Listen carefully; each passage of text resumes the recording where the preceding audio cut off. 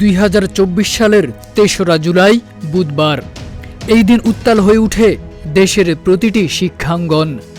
আন্দোলনকারীরা ঢাকার শাহবাগ মোড় ১.৫ ঘন্টার মতো অবরোধ করে রাখেন।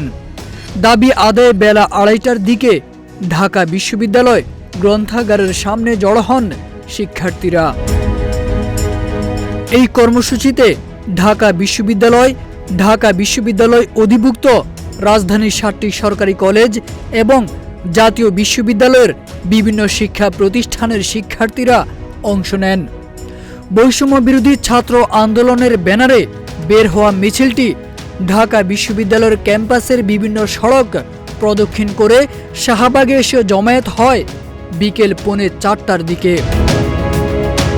তারা সড়কে অবস্থান নিয়ে দাবির পক্ষে স্লোগান দেন, কোটা না মেধা, মেধা মেধা, 18'র পরিপত্র পুনর্বহাল করতে হবে, কোটা প্রথা নিপাত যাক, মেধাবীরা মুক্তি পাক, ছাত্র সমাজ গড়বে দেশ, মেধা ভিত্তিক বাংলাদেশ, আমার সোনার বাংলায় বৈষম্যের ঠাঁই নাই, আপোষ না সংগ্রাম, সংগ্রাম সংগ্রাম, হাইকোর্ট না রাজপথ, রাজপথ রাজপথ, দালালি না রাজপথ, রাজপথ রাজপথ।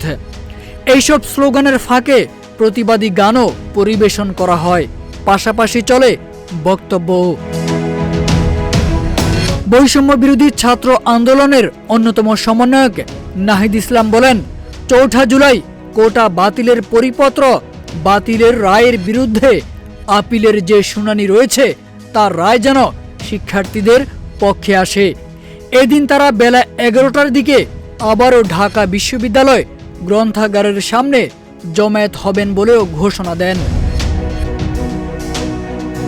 এদিকে জাহাঙ্গীরনগর বিশ্ববিদ্যালয়ের শিক্ষার্থীরা ঢাকা আরিচা মহাসড়ক, চট্টগ্রাম বিশ্ববিদ্যালয়ের শিক্ষার্থীরা চট্টগ্রাম খাগড়াছড়ি মহাসড়ক, বরিশাল বিশ্ববিদ্যালয়ের শিক্ষার্থীরা কাফনের কাপড় পরে বরিশাল কুয়াকাটা মহাসড়ক অবরোধ করেন।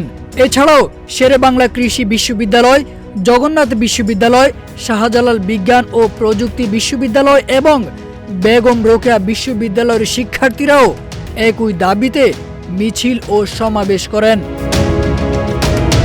এই সময় আন্দোলনকারীরা সরকারি চাকুরিতে মেধা ভিত্তিক নিয়োগ বহাল, কোটা সংস্কারে কমিশন গঠন, 2018 সালের পরিপত্র পুনর্বহাল এবং উচ্চ আদালতের রায় শিক্ষার্থীদের পক্ষে আসার দাবি জানান।